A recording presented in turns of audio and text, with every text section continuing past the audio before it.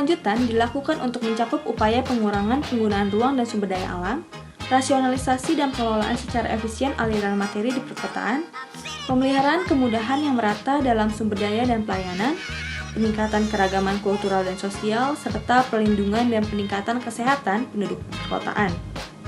Nah, dalam hal ini kami memilih DKI Jakarta sebagai lokasi studi kami, di mana menurut kami DKI Jakarta ini cukup baik dalam pelindungan dan peningkatan kesehatan penduduk terkait demam berdarah, yang mana hal ini telah dilakukan oleh pemerintah Provinsi Jakarta pada tahun 2019 dengan meluncurkan aplikasi kesehatan yang diinisiasi oleh Dinas Kesehatan sebagai bentuk komitmen pemerintah provinsi dalam menyelesaikan permasalahan-permasalahan terkait kesehatan. Aplikasi yang diluncurkan adalah DBD Klim, aplikasi berbasis web yang menunjukkan peta berdasarkan iklim, di mana peta ini menunjukkan prediksi rata-rata kelembapan suhu di wilayah DKI Jakarta. Selain itu, DBD Klim juga menghasilkan peta angka DBD skala bulanan untuk 3 bulan ke depan di wilayah DKI Jakarta.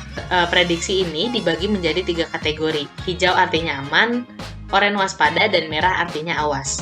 Dan tiap kategori ini memiliki penanganan yang berbeda-beda untuk mengurangi penambahan jumlah kasus DBD di wilayah DKI Jakarta. Dan peringatan dini DBD berbasis iklim ini dapat diakses, informasi ini juga akan diintegrasikan pada sistem informasi Dinas Kesehatan DKI Jakarta. Sebelum langkah lebih jauh, metode penelitian yang digunakan pada proyek kali ini yaitu menggunakan mixed method. Nah, sebelum aplikasi ini diluncurkan, ada 5 kecamatan di Jakarta dengan kasus DBD tertinggi. Angka tersebut dilihat berdasarkan incident rate IR masing-masing wilayah. Perhitungan IR dilakukan bertujuan agar parameter pengukurannya sama, yaitu dibandingkan dengan 100.000 penduduk. Kecamatan yang paling tinggi IR kasus DBD ada di Kecamatan Jagakarsa dengan IR 19,27 per 100.000 penduduk. Jika dilihat dari kondisi lingkungannya, tingginya kasus DBD di Kecamatan Jagakarsa disebabkan oleh intensitas hujan dan kelembapan yang tinggi.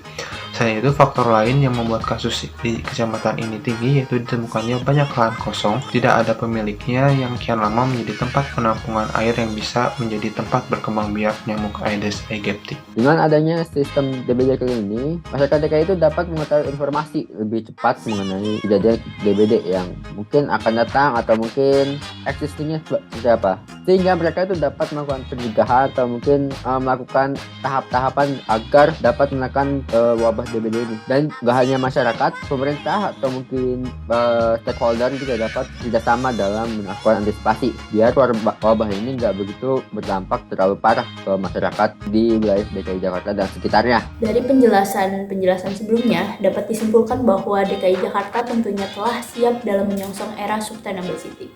Dalam hal ini, Pemprov DKI Jakarta telah meluncurkan aplikasi kesehatan berbasis web, yaitu DBD Klim, sebagai bentuk komitmen Pemprov dalam menyelesaikan permasalahan-permasalahan terkait kesehatan, khususnya DBD, untuk keberlanjutan kota yang lebih baik.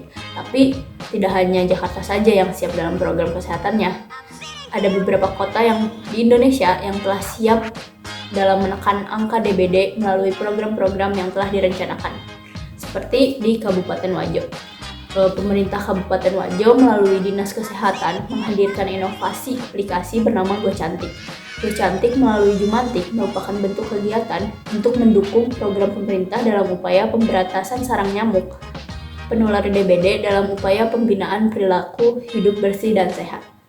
Lalu selanjutnya ada di Kota Semarang.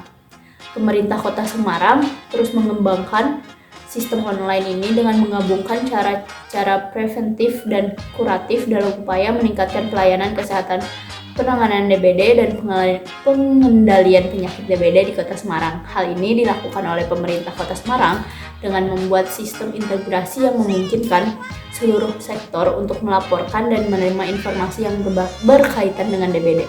Nah, program itu diberi nama Tunggal Darah, Bersatu Tanggulangi Demam Berdarah.